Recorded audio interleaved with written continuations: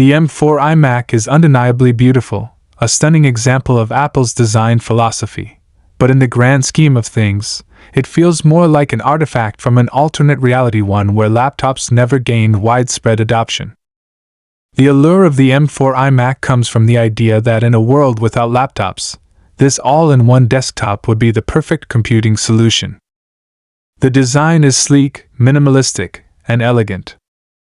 Everything a user needs is built into the chassis: monitor, speakers, microphone, webcam, processor, and all the ports. The result is a cohesive, aesthetically pleasing setup with virtually no visible wires or tangles. It's the epitome of simplicity and functionality, delivering a solid and beautiful experience for most users. In that hypothetical world where laptops don't exist, the iMac would have undoubtedly become the go-to device for many. Libraries, dorm rooms, office spaces, and even coffee shops would be filled with iMacs, as it would be the all-in-one machine everyone relied on for productivity, entertainment, and creativity. Fast forward to the present, and the iMac's potential is slightly dulled by the overwhelming success of portable computing. Laptops, like the MacBook Pro, have essentially made the iMac seem like a niche product, better suited to those who don't need portability or who prefer a more stationary work environment. Despite its beauty and functionality, the M4 iMac feels increasingly like it belongs to a world where mobility never took off. The machine is undeniably fast, reliable, and capable of handling the day-to-day tasks of most users with ease. Its design is still highly appealing, even after 3 years, and the M4 model brings some useful upgrades. There's a subtle performance improvement over last year's model, more RAM in the base configuration, and the inclusion of a new webcam and anti-glare screen options. However, these updates aren't groundbreaking. They don't significantly change the core experience of the iMac. One of the major issues with the iMac lies in its starting configuration. Priced at $1,299, it comes with an 8-core CPU, 8-core GPU, 16 GB of memory, and a 256 GB SSD. While this is adequate for most basic tasks, the base model falls short in several areas, such as offering only 2 Thunderbolt ports, the limitation of one external display, and the lack of an Ethernet port. These shortcomings can be frustrating, especially for users who need more connectivity and versatility.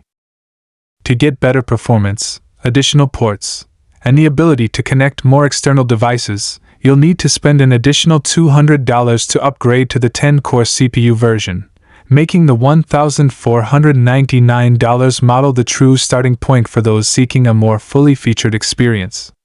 The review unit I tested, which featured the 10-core CPU and GPU, 24 GB of RAM, and a 1 TB SSD, came in at $2,329, a hefty price for an all-in-one desktop.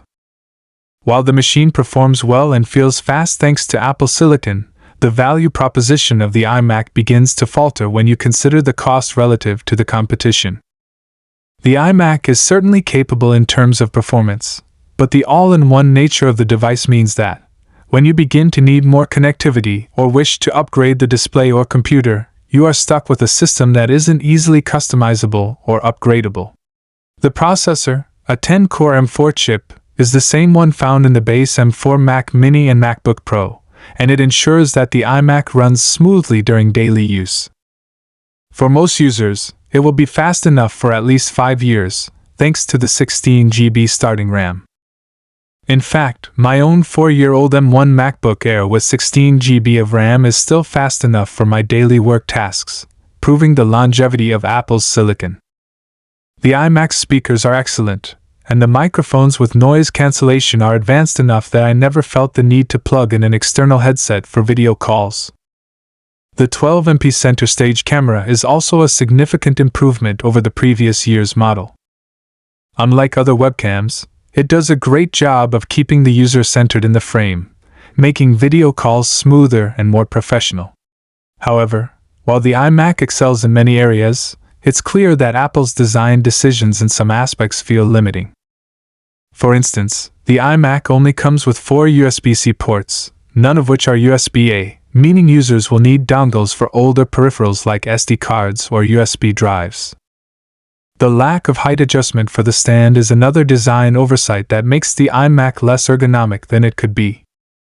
While you can purchase a VESA mount separately, it doesn't come with a height-adjustable stand out of the box, and it's frustrating that Apple hasn't provided this option in the base model.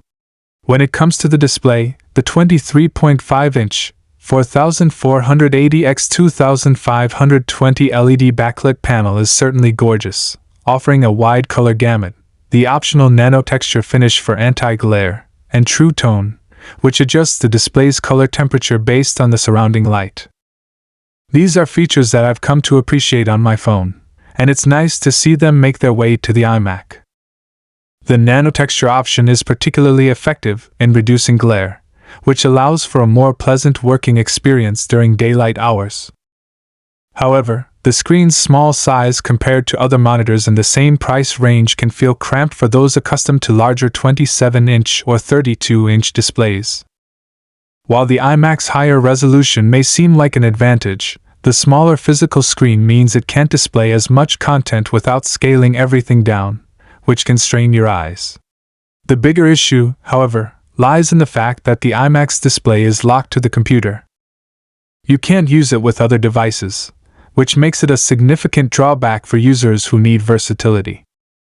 If you need a larger, more powerful, or more customizable display, or if you want something that works with multiple computers, the iMac simply won't cut it. The iMac, despite its beautiful design, is trapped in a form factor that doesn't offer the same flexibility and value as other alternatives. The Mac Mini or MacBook Pro, paired with a high-quality monitor, offers much more in terms of both power and flexibility. In conclusion, the M4 iMac is a beautiful machine, but it's increasingly hard to recommend when considering the broader landscape of Apple's other offerings.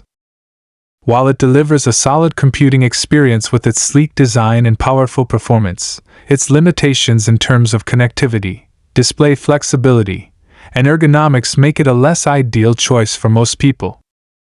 For those who value aesthetics and want a machine that can handle day-to-day tasks without issues, the iMac remains a great choice.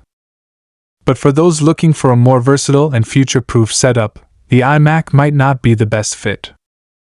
It's a lovely computer, but it may be too confined to its own limitations in a world that demands more flexibility.